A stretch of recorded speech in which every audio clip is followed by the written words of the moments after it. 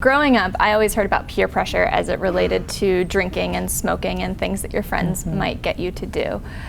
But people don't always talk about peer pressure as it applies to money, and I have found that that can be one of the hardest types of peer pressure to resist. What's your take on this? I totally agree with you. I think that in the world of personal finance education, we leave out the true impact of relationships on our finances way too often. And I think a lot of times when we talk about it, we only think about romantic relationships. You know, how do I merge an account with my new spouse? Or how do I get my finances in order after a breakup? But it doesn't have to be that deep. I think that our friendships even play such a big role in our finances. And I find that it's so hard for us to say one teeny tiny magical word, and that's no.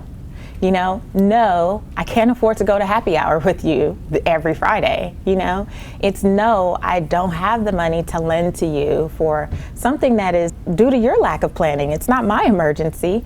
You know, I don't have it to do, or I'm not in a position to do it. And we're so not okay with just saying no. And it's such a short and small yet powerful word. I think a lot of times for people it's hard to say no because it's awkward. They're afraid they're going to damage the relationship or damage their social life. Let's start with the social life aspect. What would you tell someone who thinks they're going to miss out on experiences with their friends, or that they'll lose their friends because they're not going to drinks or going on trips? So I would say two things to someone who feels like they're going to miss out. One, what's more important? Right now is getting your finances in order and taking care of that debt if you have any, or maybe saving up to take care of that big dream that you want more important.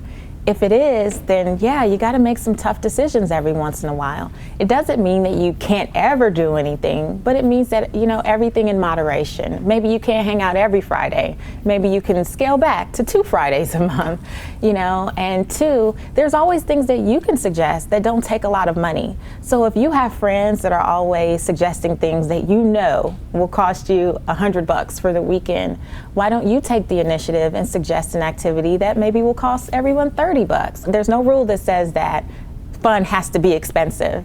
Just do everything with discipline. There's also the big question of roommates. What would you tell someone who's having trouble navigating a financial landscape with his or her housemates? The roommate situation can be tricky because a lot of us choose roommates based on friendship and not on how it will impact our finances. And so I would say up front, you definitely have to get everything you can in writing. Just because we're friends, that doesn't mean that this is not a contractual agreement that we're going into. And it goes beyond the lease. It's not just about paying the rent, it's about paying the utilities.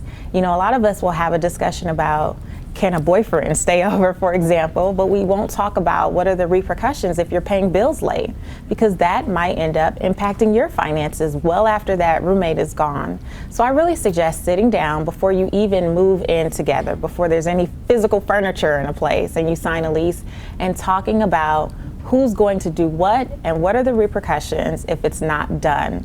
And if someone doesn't honor their side of the agreement, then don't let too much time pass before you address it.